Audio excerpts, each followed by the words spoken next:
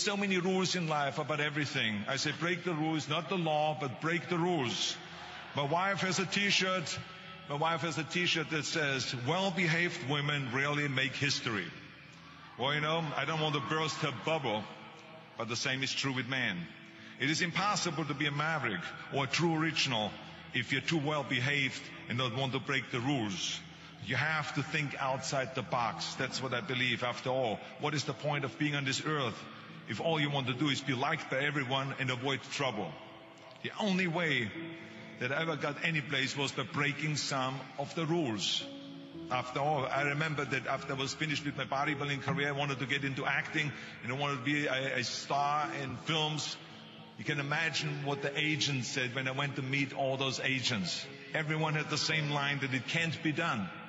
The rules are different here. It says, look at your body. You have this huge, monstrous body, overly developed, that doesn't fit into the movies.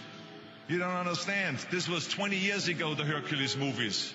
Now there's the little guys that are in, Dustin Hoffman, Woody Allen, Jack Nicholson, before he gained weight, of course, that is.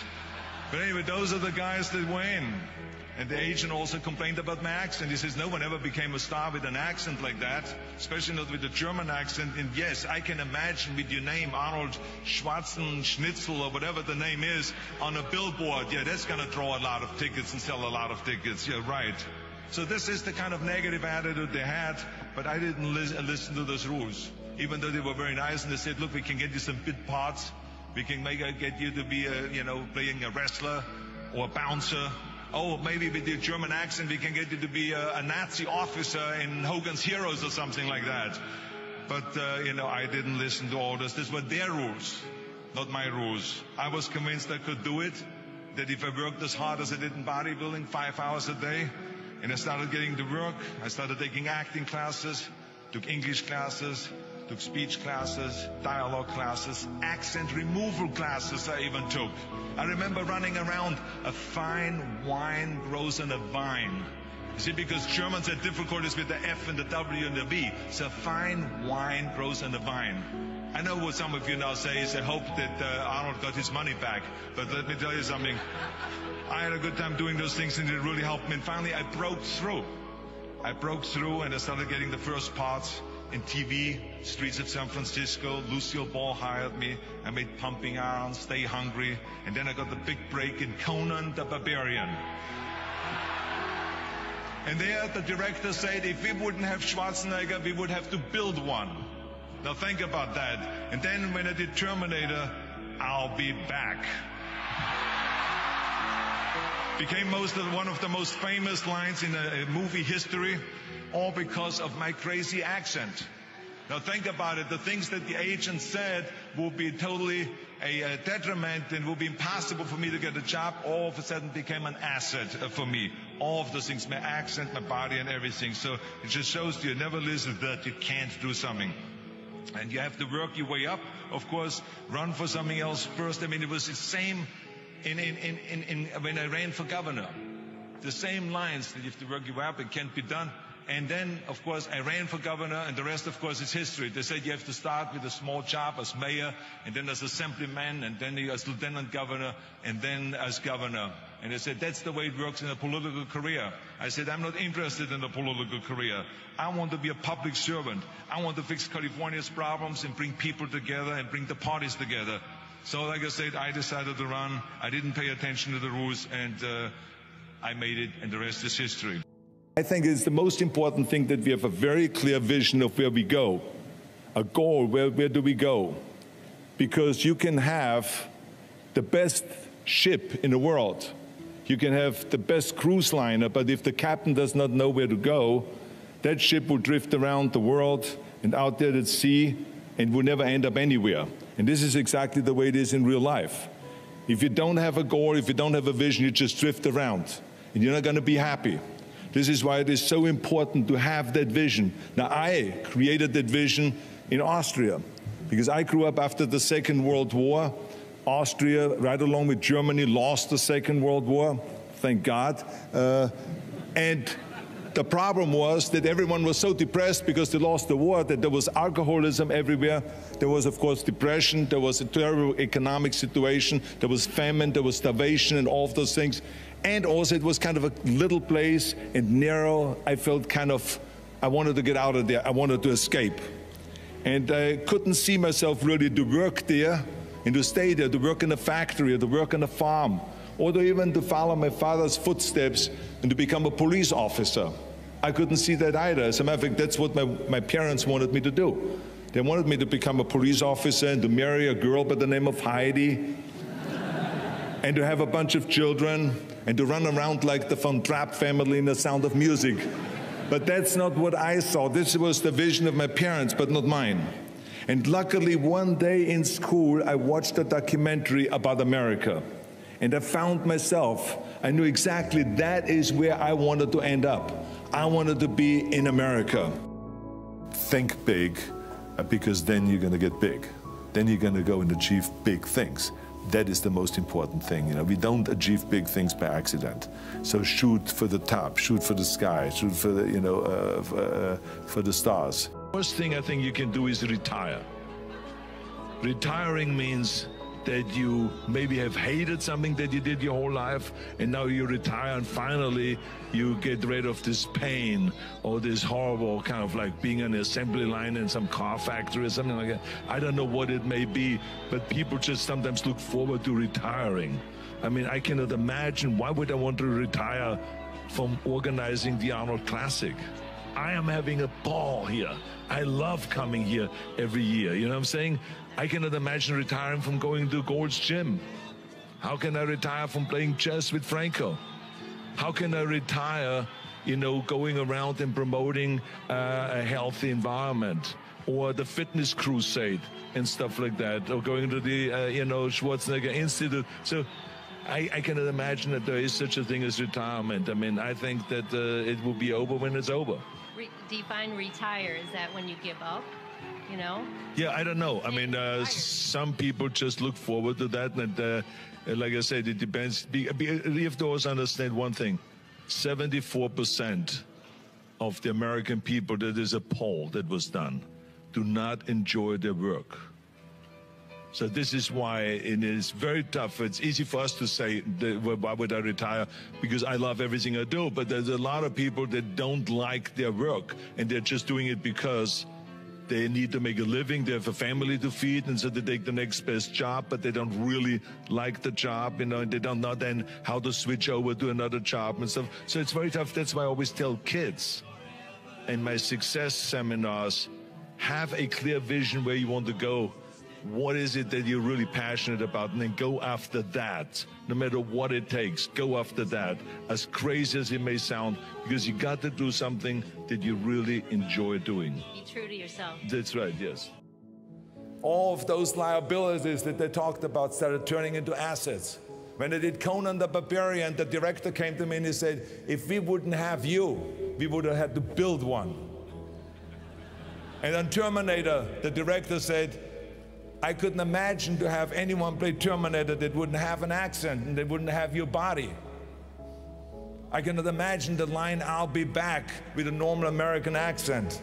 It works so perfectly that you have this German accent. So all of those things that they say are liabilities became an asset.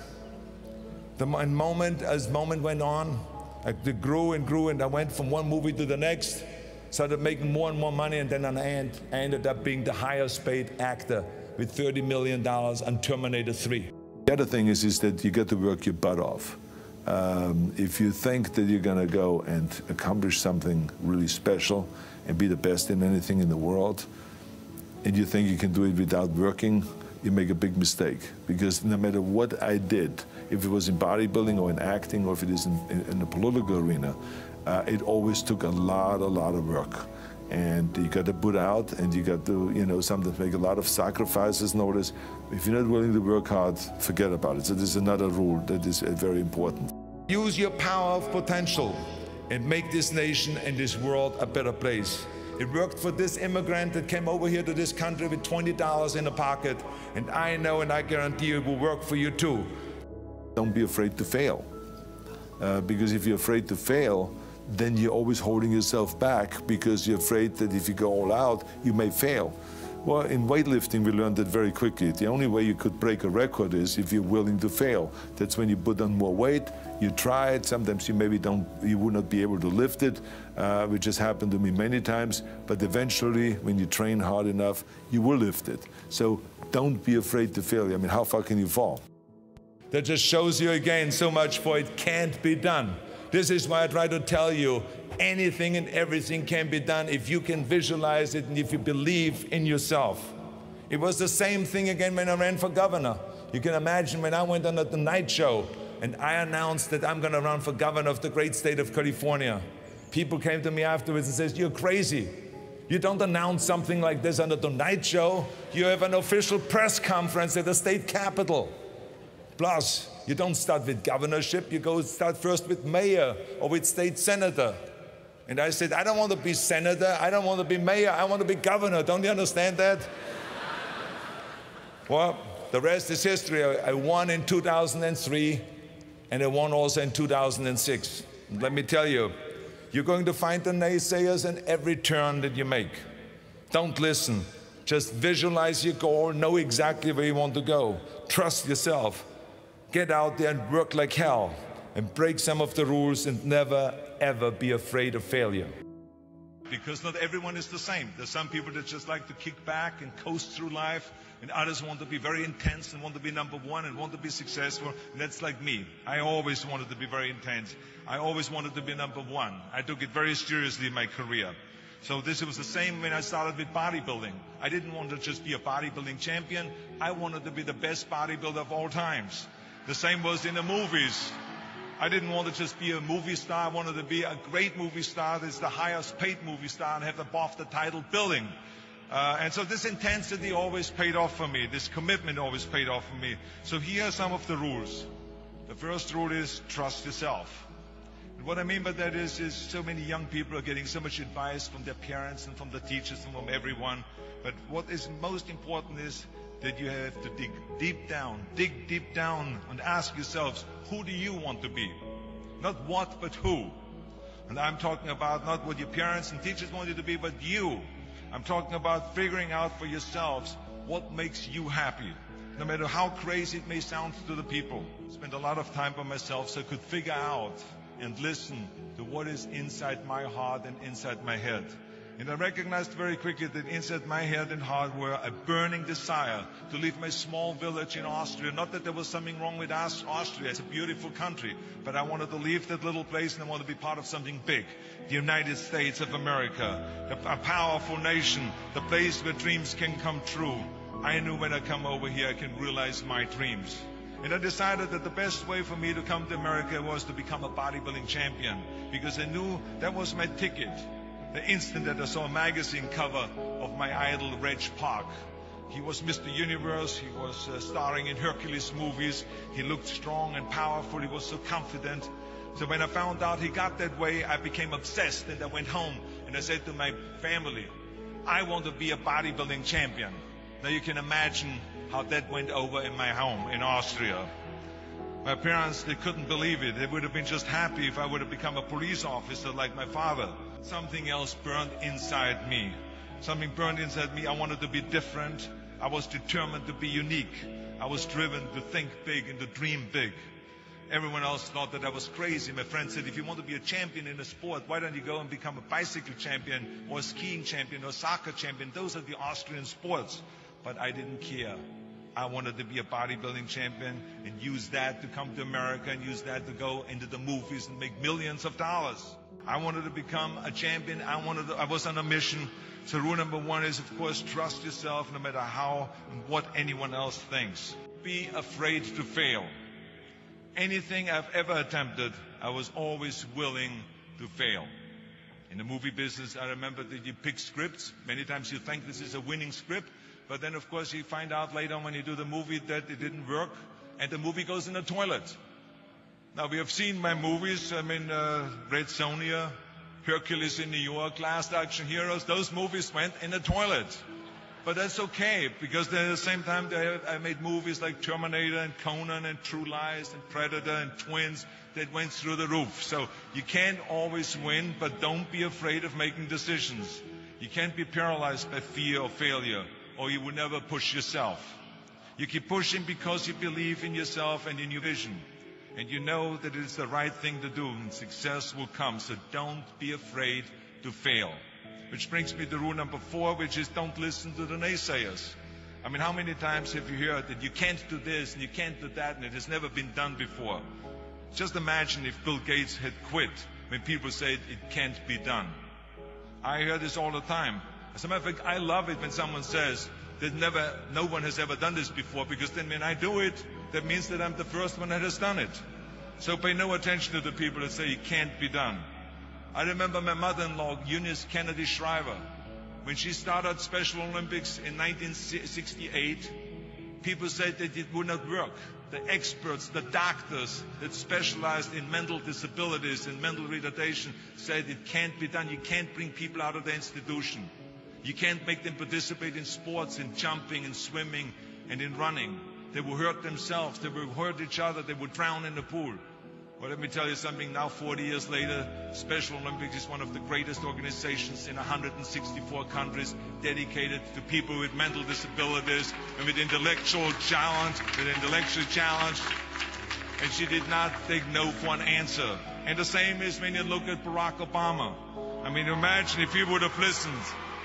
If he would have listened to the naysayers, he would have never run for president. People said it couldn't be done, that he couldn't get elected, that he couldn't beat Hillary Clinton, that he would never win the general election. But he followed his own heart. He didn't listen to the you can't, and he changed the course of American history. So over and over you see that if I would have listened to the naysayers, I would still be in the Austrian Alps yodeling. I would never have come to America.